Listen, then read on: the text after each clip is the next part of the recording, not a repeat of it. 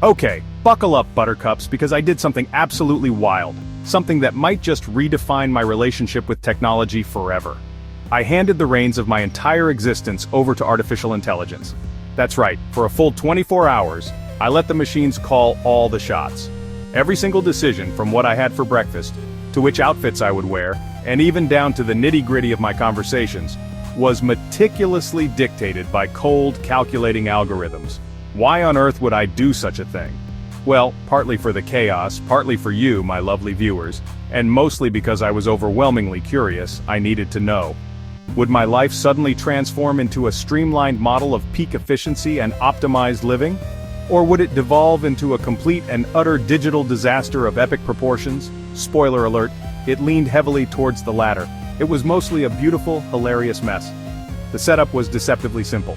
My phone was loaded with ChatGPT, ready to answer my every beck and call, AI meal planners promising culinary perfection, workout apps designed to sculpt the body of my dreams, and my army of smart home gadgets standing by, all on high alert, awaiting their digital marching orders.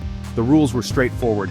Ask AI for absolutely everything. No cheating, no skipping steps, and absolutely no "oops, I totally forgot" moments allowed. Naively, I imagined a day of seamless productivity, a symphony of efficiency orchestrated by silicon brains. Instead, what I got was an AI with a mischievous streak wider and deeper than the River Thames itself. My friends, bless their hearts, genuinely thought I had finally lost my marbles. My mum, ever the pragmatist, just wanted a simple phone call and couldn't understand the digital fuss. But despite the impending chaos, I had to know. I was driven by a burning question. What truly happens when artificial intelligence attempts to fully automate a human being, especially a human who thrives on the beautiful unpredictability of chaos and spontaneous dance breaks in the kitchen? Would it somehow transform me into a super-efficient, hyper-productive robot devoid of all joy? Or would it simply serve to highlight my own unique and slightly unhinged brand of weirdness for all the world to see? Well, there's only one way to find out, so, without further ado, let the algorithmic games officially begin.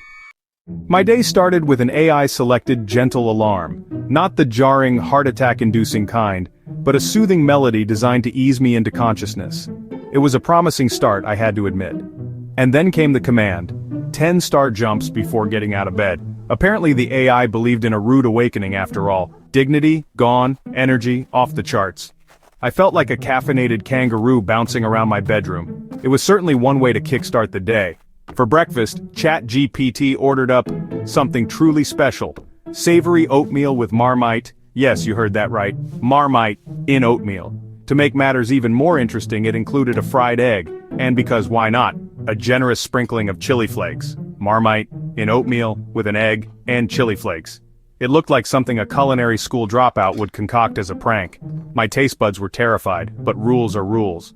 I had surrendered my life to the algorithm, and this was the breakfast it had deemed necessary. Next, Wardrobe the AI picked an ensemble that can only be described as bold. A bright orange jumpsuit, the kind you might see on a road worker or a futuristic space convict. Fluffy pink slippers, adding a touch of whimsical absurdity to the overall look. And a single dangly earring, apparently to boost creativity, because nothing says creative genius like mismatched footwear and a prison uniform. I looked like a circus escapee, but I committed. If I was going to let an AI run my life, I was going to do it with gusto. To top it off, the AI made me chant in the mirror, a daily affirmation apparently. I am a magnificent toaster, warming the world with my brilliance. I kid you not. There I was in my orange jumpsuit, one earring, looking utterly ridiculous. And toaster affirmations, while my cat looked on in judgment, clearly questioning my sanity. The morning was a whirlwind of bizarre instructions, a chaotic symphony of the absurd, and I hadn't even started work yet. The thought of what the AI had planned for my professional life filled me with a mixture of dread and morbid curiosity. This AI wasn't just running my life, it was making it as weird as possible.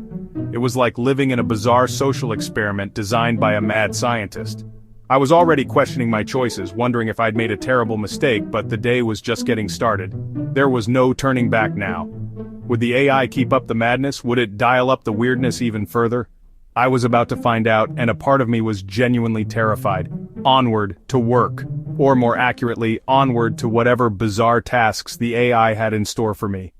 Work mode, or as AI called it, Productivity Power Hour, a concept that sounded both promising and slightly terrifying. I was ready to hand over the reins, or at least a small portion of them, to see what this artificial intelligence could do to boost my output. Was a trip, a bizarre, occasionally enlightening and often hilarious trip into the mind of a machine trying to optimize a human.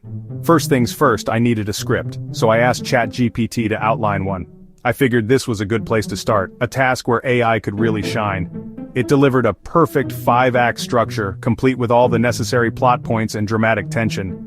It was almost too good. Jokes, even camera angles. The AI was thinking of everything, anticipating my needs before I even knew them. Efficient? Yes, incredibly so. Personal? Not quite. It felt like something churned out of a machine, which technically it was. It was polished, professional, but lacked my signature chaos, the little quirks and tangents that make my work, well, mine. Then, the AI, not content with just outlining, had me use a writing assistant to draft the script itself. It wanted to streamline the entire process. Decent, technically sound, but soulless. It was grammatically perfect, structurally solid, but utterly devoid of personality. Next, in its quest for peak productivity, it told me to reply to every email within 5 minutes. A noble goal perhaps, but then came the catch, using only emojis. Yes, you heard that right. Emojis. Only. My inbox became a wild emoji party, a chaotic explosion of smiley faces, dancing ladies, and random food items. My agent probably thinks I've lost it, or that my account has been hacked by a particularly expressive toddler. For breaks, the AI, in its infinite wisdom, prescribed cloud gazing, staring at fluffy white things in the sky, and to further connect with nature, writing a haiku about my office plant. A task I approached with a healthy dose of skepticism. Kevin, green and lush, sits upon my cluttered desk, needs more water soon. A profound observation, I know. Shakespeare I am not, nor am I particularly good at haikus, apparently. Some AI suggestions were genuinely helpful, streamlining certain tasks and forcing me to focus. Others just absurd, bordering on the ridiculous.